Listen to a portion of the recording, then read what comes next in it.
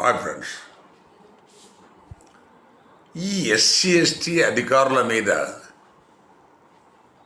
మనకు ప్రభుత్వంలో ఉన్న పెద్దలు, రాజకీయ నాయకులు కావచ్చు, ఎలివే వాళ్ళ పై అధికారులు, అందులో కొంతమందికి ఈ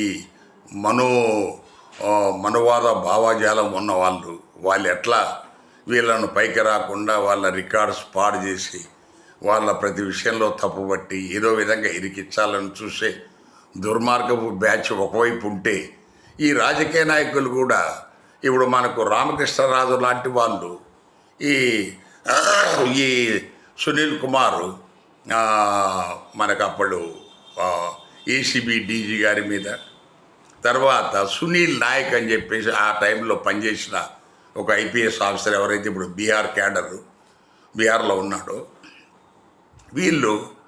వీళ్ళ మీద ఆయన కక్ష సాధించి పగ సాధించాలని చూస్తున్నాడు. మన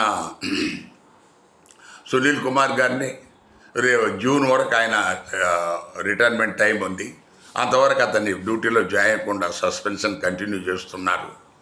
కారణం ఏంటంటే ఆయన విదేశాలకు పోయినప్పుడు ఆయన చెప్పిన దేశాలే కాకుండా వేరే దేశాలకు వెళ్ళాడు.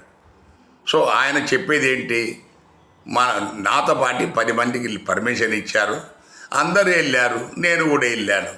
సో వాళ్ళందరి మీద యాక్షన్ లేదు, నా ఒక్కడి మీదే ఎందుకు యాక్షన్? మరి దీనికి ప్రభుత్వం సమాధానం చెప్పాలా?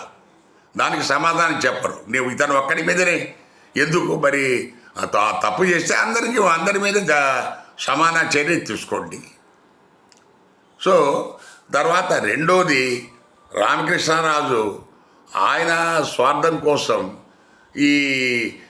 ఆయనకు జగన్ మీద ఉన్న శత్రుత్వం ఉంటే మీరు డైరెక్ట్గా చూసుకోండి, అంతేగాని ఈ అధికారులను బలిపశులు చేయొద్దనేది మా విజ్ఞప్తి. Thank you.